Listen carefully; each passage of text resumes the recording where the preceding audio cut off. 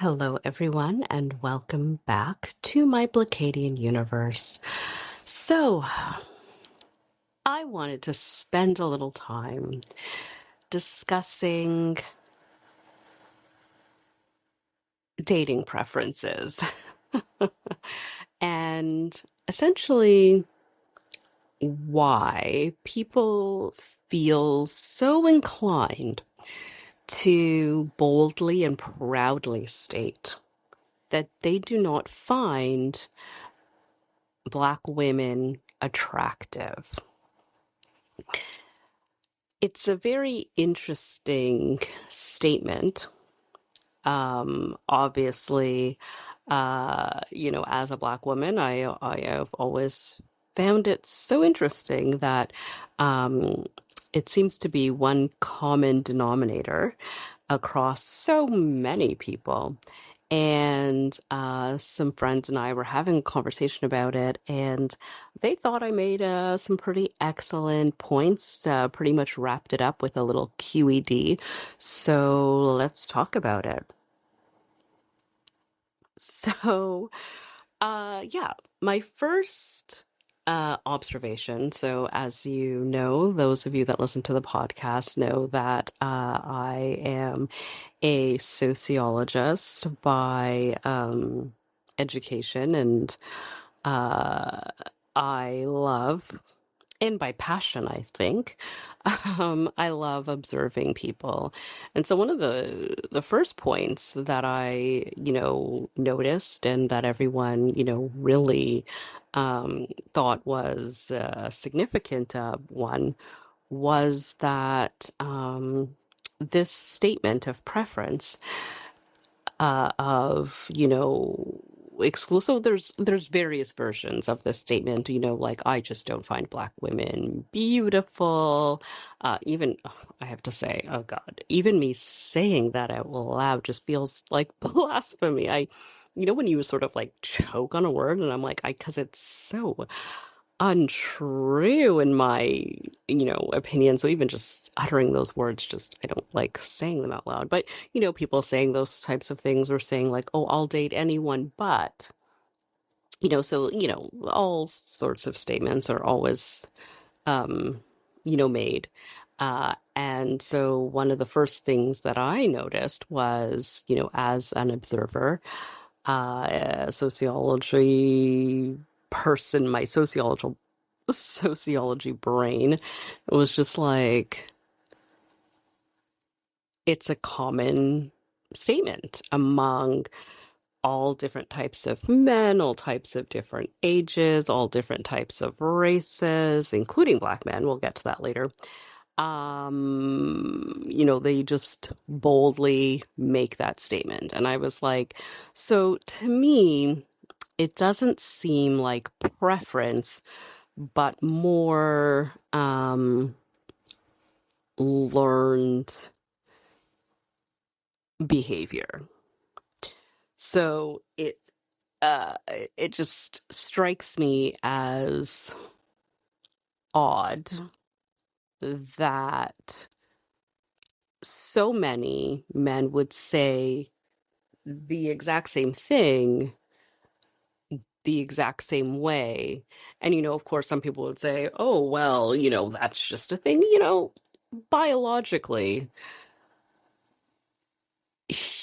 Especially coming from, people as people, to say that, you know, you wouldn't find any, like you've seen every Black woman in the world, you would say that you would, a supermodel, that, is picked by experts based on symmetry of her face and all these things, you know, you wouldn't, they wouldn't appeal to you in any way, shape, or form, you know, uh, over somebody who was,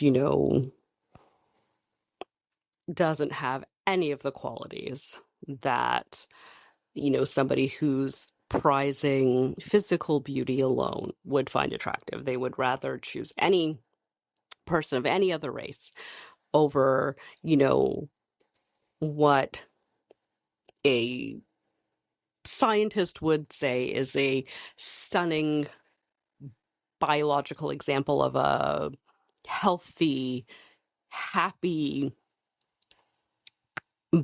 human being because they had, you know, dark, melanated skin. Sounds less like preference and more of um, a block, frankly, a biased block. And so when everyone talks about this, oh, everyone's allowed to have a preference, everyone's allowed to have a preference. Yes and no. So when it comes to preference, absolutely, you are allowed to find many different things. Like, you know, not to get too um, into the weeds here, but the internet will show you that many people find a variety of things to be sexually arousing, okay? And it has whatever to do with, you know, their preferences. No judgment here. We don't judge here, obviously within reason. There are things that are just cruel and disgusting and illegal for very good reasons. But as long as there's consenting adults, you know, you will not have adults being the key word here and consent. Um, you will not find me to have any judgment here. So, you know, a lot of people are like willing to accept all of those things, except when it comes to Black women. So for me, that's very clearly pointing the arrow at racism. Okay. It is, you know, if you whittle away all the things, and I think I always say there's like 6 degrees of separation to racism. Uh, and uh, if you could answer, you know, a few simple questions, I'm pretty sure that within, you know, 6 questions or less, I could trace your preference for dating any other race of women except for Black women back to racism. So that's what it is. So you've been taught and you've been told that you should not find Black women attractive. That's it. That's what it comes down to. That's what it comes down to, your preference. So, um, you know, Malcolm X said it best when he said, you know, the most disrespected person in America is Black women. That statement is just as true today as it is, you know, when he said it. So what happens is what with women in the most misogynistic, sexist, you know, brain and viewpoints of the world, what is a woman's value? A woman's value is to be attractive, to, you know, be married, to have children, you know, to be desired by men. So basically, by saying that Black women are so undesirable to all these types of men, basically says that we're not valuable by what standards they judge women by, which are completely, excuse me, I was going to say, well, wrong. It's just, you know, not in that way. I was going to say it's complete crap. But if that is how you are judging a woman, that she has to be desirable by men, by taking that one value that you place on women and taking that away from Black women, what are you doing? You're saying that Black women don't deserve any kind of respect in our society. You are othering us from all women.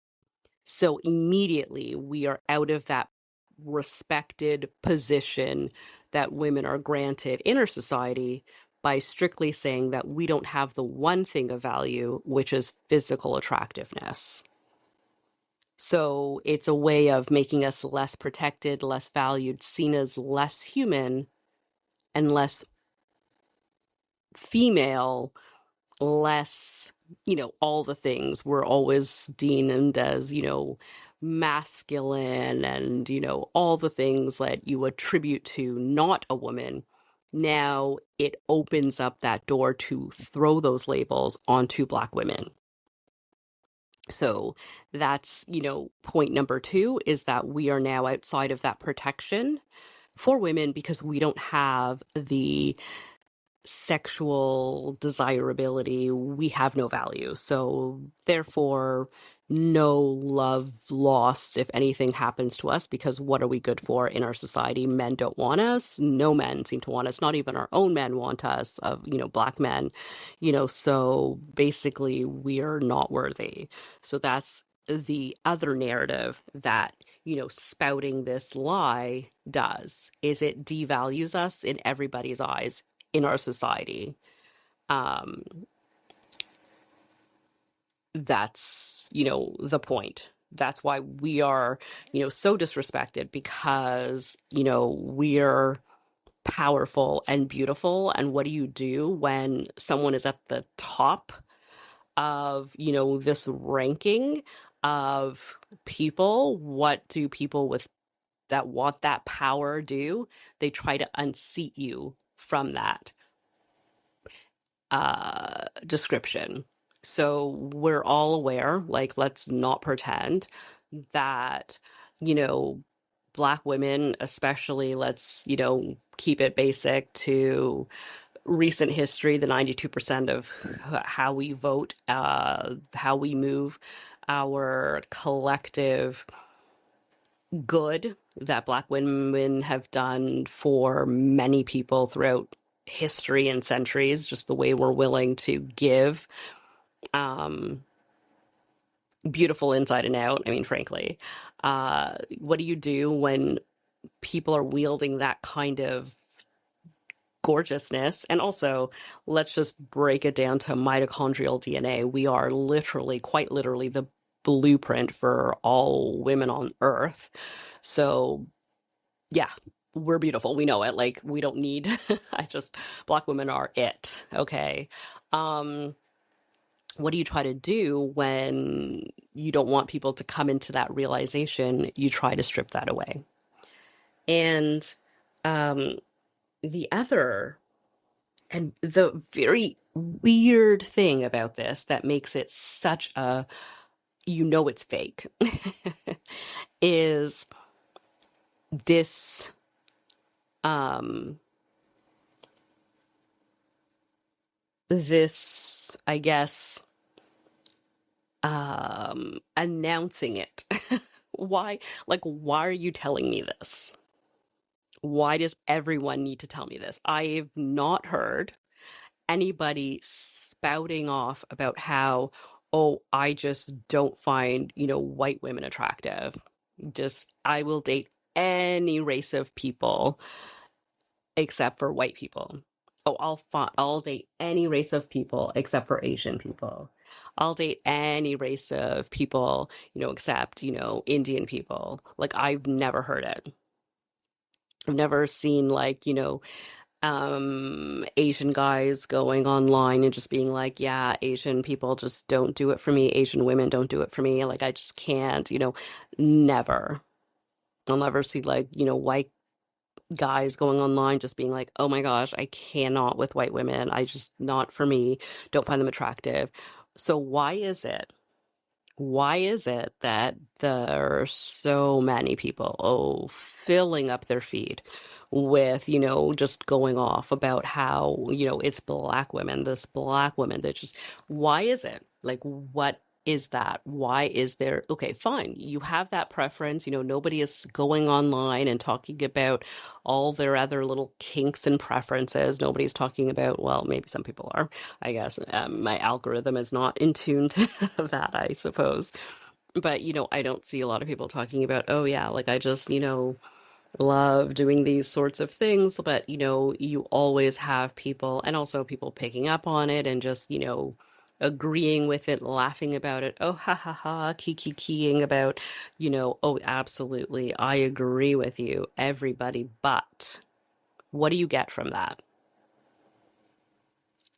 Again, you get attention from our glory. It's the same thing as, like, everybody can't exist without talking about Black people. Like, I can't, when we talk about how even the idea of, making money off of us, of Black culture and Black people, the fact that talking about how you don't like Black people will get you more likes, more interest, because it runs deep. Anti-Black racism is hot.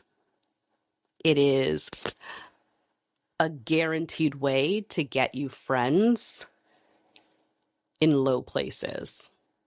And people are willing to say and do anything. We know that, to get a little bit of fame and a little bit of money and a little bit of attention, and they're doing it on the backs of, Black women. They're doing it in spouting hate. And it's just basically, you know, un you don't have to be very creative or very smart to go online and, basically drag women, where we know, it's not a secret that this is a popular way to think and believe that will ingratiate you into, you know, circles of people that people believe are powerful and important. And so what you get from this by, um, trying to side with people, is you get a little bit of borrowed glory and attention. So that applies to you even if you are Black. If you are a Black man, you think that you are going to be, you know, getting a pass. You're going to be in the group of people that are, attacking Black women. They're going to say, oh, you're like us. You're going to be part of this group. You're going to be part of the powerful. You're going to be part of this group. You're like us. You're distancing yourself from Black women. And so that you can have a little bit of this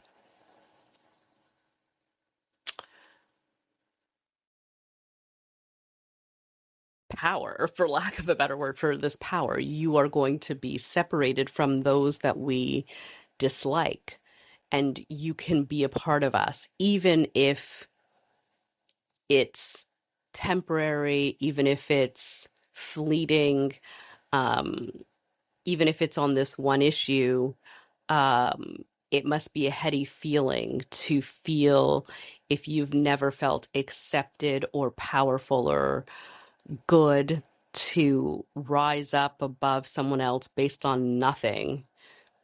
If you have nothing, if you can just easily say or do something that will make you feel like you can get one up on someone, it's the worst part of human nature, and why hatred is still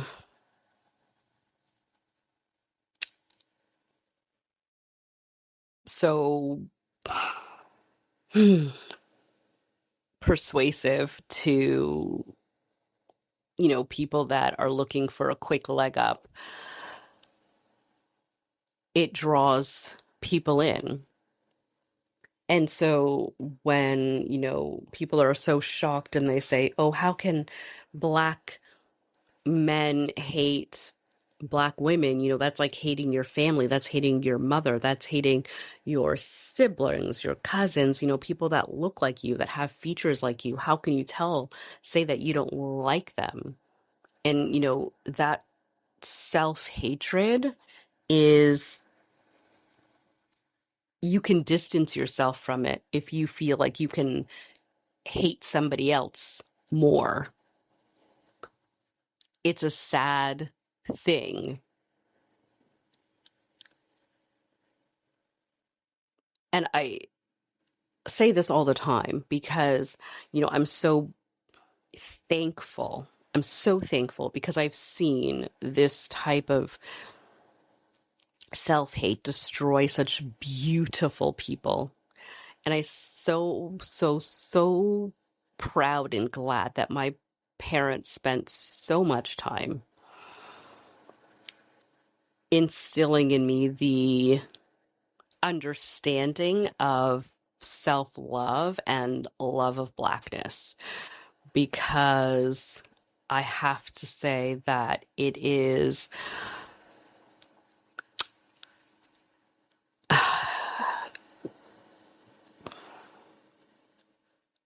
that message of not loving yourself as a Black woman, especially, can so easily tear you down. And I'm so proud that I'm not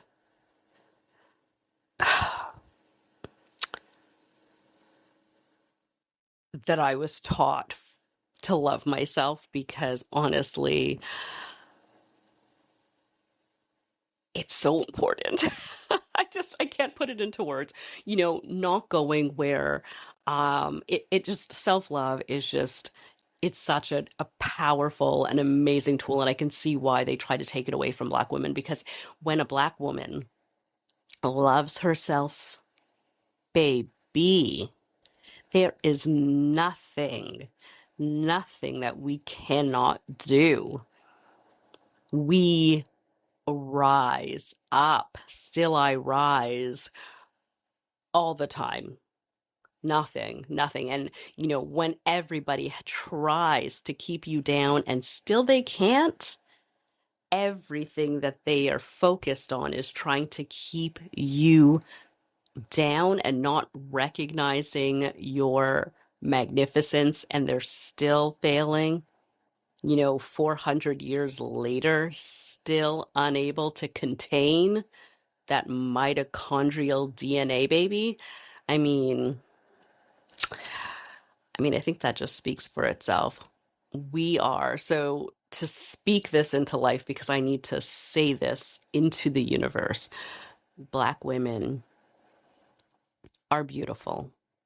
Everything about Black women I find beautiful. I'm just going to wax poetic a little bit here about all the things I love about Black women. I love our skin, like our satiny, soft skin, the way the women I know, the Black women I know, take care of our skin, love on our skin, oil our skin, moisturize our skin, just loving it. Beautiful. The rituals we have to take care of our skin, beautiful. The rituals we have to take care of our hair, the way it can be twisted and locked and braided and straightened and colored, and even the way we wear wigs, the way we apply wigs is poetry. It is art. The way we decorate ourselves with hair and nails and styling and earrings and jewelry and lashes and lips. Art. We are walking art. I saw a woman the other day, and she just had like blue lipstick on, and first of all her makeup was flawless, but she was just like literally just living her average Wednesday, and she was just walking fashion, and I just was like, ah, Black woman, like just everything about her was just carefully curated. Curated is the word. Just fantastic. Just fantastic. I love us. I love us. And there is beauty in us. And It needs to be celebrated and appreciated. And if you cannot see it, then you must be a blind man, because Black is beautiful. It just is. QED. As always, thank you so much for listening. Please be sure to like, comment, subscribe, and share. Share this message with other beautiful Black women, and, let them know that they are loved and appreciated and gorgeous. I will talk to you next time. Thank you so much.